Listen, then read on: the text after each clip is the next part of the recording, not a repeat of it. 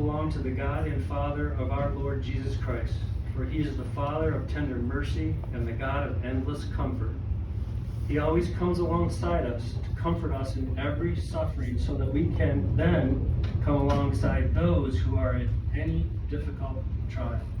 We can bring them that same comfort that God has poured into us. And all of you here right now, as I look out at the faces and the people who have been here earlier, are giving us comfort just by being here. A word that you say, a tight hug, is beautiful for us. My mom was a remarkable woman. She was born in Detroit to what would become a family of 7 during the Great Depression. Those of you who don't know what that was, you can read about it. Pull up the wiki. But her family, the Shemansky family, came upon hard times when they were forced to move out to a farm that was right out this way near 14 and Gratiot. The house that they lived in had dirt floors, had no indoor plumbing. Their shared bathroom was a single outhouse in the backyard, and if you wanted to bathe or cook, you had to go outside to fill buckets and tubs with water from the pump. Talk about a hard knock life. A lot of you who have come to know and love my mom's characteristics are based on what she went through in early childhood. Depression babies, great generation kids and adults are some really special people, and we had the honor and pleasure to know one very deeply. Ultimately, the economy ramped back up in the late 30s and early 40s, and the war started to happen over in Europe, so Detroit became a place of great job opportunities because they were building tanks and bombs and airplanes and all that. So they came into Detroit and they were able to establish themselves over on the east side as a working class family. I don't know if you guys have had a chance to see one of the photos. I'll bring it up in a second. My mom used to share with us what it was like to live during a world war. She would talk about how she dreaded coming home from school and hoped that she wouldn't see a military vehicle outside somebody's house, because ultimately that meant that they had lost a loved one in the war. Sometimes she'd go to school in the morning and there'd be yet another gold star up in the window, which meant that someone in that household had died in action. She was part of the great generation, contributing not by being in the army or being Rosie the Riveter like her mom was, but she had a victory garden in her backyard, and she would tell us that she did that for several years, and she did it on her own with a little help from her siblings, and Uncle Tom can correct me on that, but I think that's where she got her green thumb. My mom had a green thumb. She loved her flowers. She loved her plants. She loved looking at the birds and the butterflies that would come into the garden, and really was enthralled by the beauty of the garden environment and nature. She told us about air raids, mentioned the gold stars, mentioned the beautiful victory garden that she had. I wish we had pictures of those. After the war, she had a normal upbringing and subsequently went on to high school and to St. Martin's in Detroit. And one day, during a pom-pom making party in preparation for decorating floats for the homecoming parade, she ended up sharing a ride in the back seat of a friend's car and happened to sit next to a young fellow by the name of David Wurm. They talked, they laughed, and they flirted with each other, but when she was dropped off at her house, David didn't ask for her number. So she was kind of bummed out about that, surprised. She wondered how he'd ever get in touch with her if he had interest. Well, thankfully, my dad worked at Detroit Edison, And they had the phone numbers and addresses in every house in the city of Detroit. And sure enough, the next day, Mom got a call and accepted an offer to go out on a date with my dad.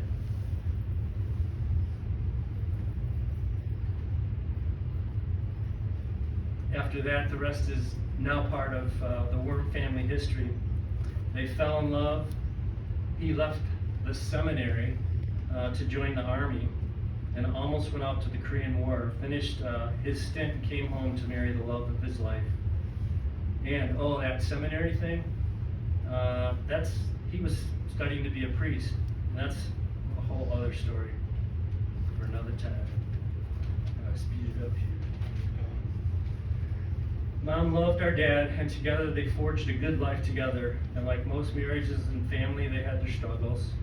Fighting to raise a family with 5 children, they both worked many times 2 and 3 jobs between them, sometimes 4 jobs between them.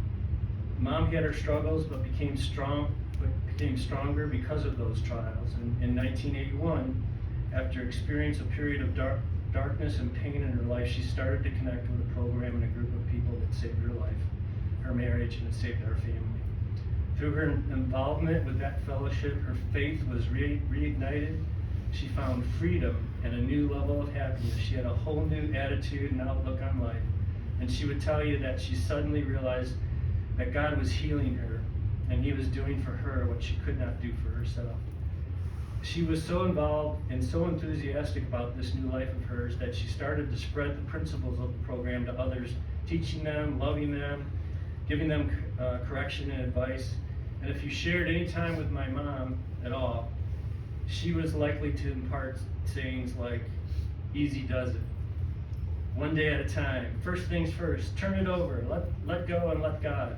And keep it simple. It's like she was a walking bumper sticker. It was great. Many of us know of her locally famous Joann soup kitchen. What turned out as just like an ad hoc, hey, I invite some people over and I don't have anything to feed them, so she whipped up her first batch of what she called what? Garbage soup. She would take anything that was in the refrigerator, throw it in a pot, let it bake and simmer for a while, and then people would stick around and they'd start talking and sharing and crying and laughing together. It was an amazing thing that she did during those years. She loved that group, and that group loved her. My mom loved plants and flowers, as I said. She loved the butterflies and the birds. She loved it, and she and Dad both loved adventurous travel, and that was part of our family thing. Piling 7, sometimes 8 of us in the back of the blue Chevy station wagon, and we'd go out to Metro Beach or to Belle Isle or to the apple orchards or go up north to Wisconsin, just for the adventure. One time, we decided to take a Sunday drive and ended up down in downtown Detroit near the tunnel entrance. We kind of got swept up into the traffic and ended up going into the tunnel. And my mom was like, yeah, this is great, let's go explore Canada. So we went up, and sisters, you guys remember this trip? So we go into the tunnel, we go through Canada, we stop for lunch, we go through the country, and then we drove all the way around and came back through on the Blue Water Bridge, forgetting that we had a pet in the car, and that was not allowable to bring a pet into another country, even back in those lax times. So we got in the back seat, put the blankets over the dog, and ended up sneaking through customs without any hassle. But all of us thought for sure we were going to get arrested and thrown in some jail somewhere. So it was kind of fun. Later in life, my dad and her were able to travel to Oregon several times to see Aunt Ann and Uncle Fred, and they had many other sites in the U.S., and they were able to travel internationally to visit us in London and the Netherlands. She got to go to Italy, she got to go to Ireland. She loved adventure. Mom loved her family. I know she loved me.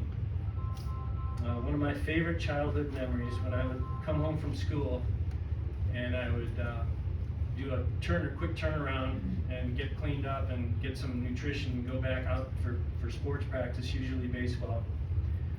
But when I got home, she'd have a peanut butter and jelly sandwich for me, a glass of milk, and she'd sit me down and she'd say, this is before the movie The Help, she'd say, Joe, you are so smart. You are handsome, you're strong, I can hear her words, and you're gonna have a great future. And someday, you might even be President of the United States. And I believe it, because she talked about it all the time. She loved you, Carol. Where's Carol?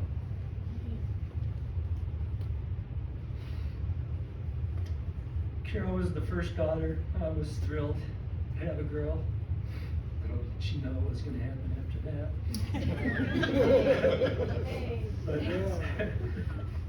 But Carol, mom loved your dimples, your beautiful thick hair, your sense of silliness and laughter, your enthusiasm for everything, and you were my favorite playmate.